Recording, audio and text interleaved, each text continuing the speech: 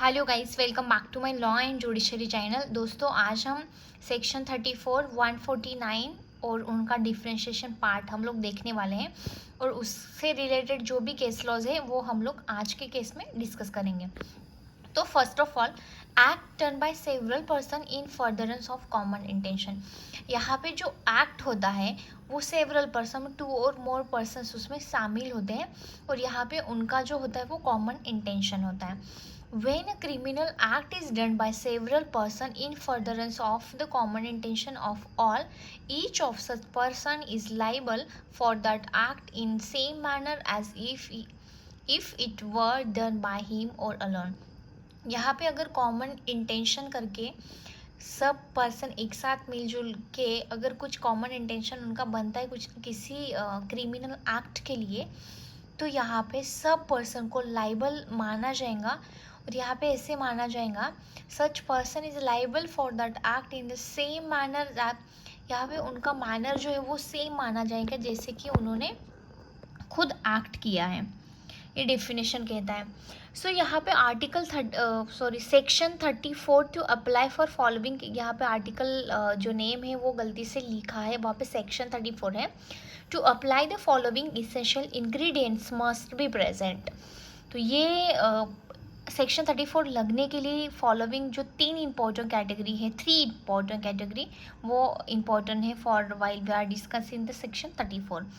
Criminal act committed by the multiple person, single person नहीं होना चाहिए, मल्टीपल पर्सन मतलब 2 हो सकते हैं, 4 हो सकते हैं, 5 हो सकते हैं, ये यहाँ पे है। इसका मतलब है 200, इसका मतलब है 2 और 2 से ज़्यादा पर्सन यहाँ पे होने चाहिए। Existence of a common intention among the accused, there must be evidence to establish that the individual shared a common intention to commit a crime. यहाँ पे there must be evidence to establish that the individual, यहाँ पे कुछ ना कुछ existence of a common intention among the accused, उनके बीच में जो कॉमन इंटेंशन है वो एग्जिस्ट में होना चाहिए। They are not just thinking but उनका कुछ ना कुछ एग्जिस्टेंस यहाँ पे प्रेजेंट होना चाहिए, बहुत ज़रूरी है। थर्ड वन है active participation of each accused must have actively participated in the commission of the criminal act. Mere presence at the scene of the crime is not a sufficient. यहाँ पे active participation हम लोग example के through यहाँ पे देख लेंगे, कुछ ना कुछ एक्टिव पार्टिसिपेशन यहाँ पे रिक्वायर होता है। यहाँ पे mayor presence is not sufficient for the section 34। तो आपको प्रेजेंट रह के कुछ ना कुछ एक्टिव पार्टिसिपेशन लेना है और यहाँ पे किसी ना किसी के इसमें हाथ होना बहुत, किसी ना किसी के मतलब कुछ भी काम हो तो उसमें आपका एक्टिव पार्टिसिपेशन होना बहुत ज़रूरी है, प्रेजेंस रहने से कुछ नहीं होता। देन सेक्शन 149 कहता है every member of unlawful assembly guilt of offence committed in prosecution of common object. जो भी अनलॉफुल असेंबली क्या होता है वी विल डिस्कस 120 तब हम लोग देखेंगे। बट यहाँ पे क्या होता है, every member of unlawful assembly के जो भी मेंबर होते हैं 5 और more than 5 guilty of offence committed in the prosecution of common object, तो उनको कॉमन ऑब्जेक्ट के अंदर उनको यहाँ पे पनिशमेंट दिया जाएगा। If an offence is committed by any number of an unlawful assembly in prosecution of the common object of that assembly or such as the numbers of that assembly knew to be likely to be committed in prosecution of that object, every person who at the time of the committing of that offense is a member of the same assembly is guilty of that offense. तो यहाँ पे सब member को यहाँ पे guilty of offence के लिए माना जाएगा। तो देख लेते कॉमन इंटेंशन और कॉमन ऑब्जेक्ट में क्या डिफरेंस है। तो यहाँ पे मैंने 3 इंपॉर्टेंट डिफ्रेंसिएशन निकाले हैं। सेक्शन 34 कहता है deals with the existence of common intention to establish liability, common intention यहाँ पे इस्टेब्लिश करता है लाइबिलिटी। सेक्शन 149 कहता है deals with act done in furtherance of common object, common object के अंडर यहाँ पे लाइबिलिटी क्रिएट होती है। Active participation is necessary in the case of section 30। आपका जो भी प्रेजेंस है, प्रेजेंस नहीं इंपॉर्टेंट है, आपका कुछ ना कुछ एक्टिव पार्टिसिपेशन इंपॉर्टेंट है। merely being a part of the group that share the common object is enough for application of the, आप common object में merely participation ही करते हो उसमें आपने कोई भी एक्ट नहीं किया है, बट आप उस पार्ट का हिस्सा हो, उस कॉमन ऑब्जेक्ट का हिस्सा हो, फिर भी आपको लाइबल ठहराए जाते हैं। For application of section 34 offence must be committed by at least 2 people based on the common intention. 2 people होने चाहिए, एटलीस्ट मतलब मिनिमम 2 पर्सन, मैक्सिमम आप कितने भी ले सकते हैं। और for application of section 149 the offence must be committed by 5 और more person in furtherance of common intention. यहाँ पे 5 और 5 से ज़्यादा लोग चाहिए होते हैं। तो हम लोग डिस्कस करेंगे इसके जो मेन इंपॉर्टेंट केस लॉज है उसके बारे में। फर्स्ट मैंने लिया है Barendra Kumar Ghosh versus king emperor 1925। ये केस पोस्टमैन केस से माना जाता है। In while two person demanded money from a postman as he was counting the money। जो एक बंदा था वहाँ पे, जो पोस्टमैन था, वो काउंट कर रहा था मनी, उसके हाथ में जो भी पैसे थे। इन बिटवीन वहाँ पे 2 पर्सन आए और उसके पास से मनी की डिमांड करने, जो भी पैसे उसकी मांग करने लगे। और when they shot from a handgun at the postmortem.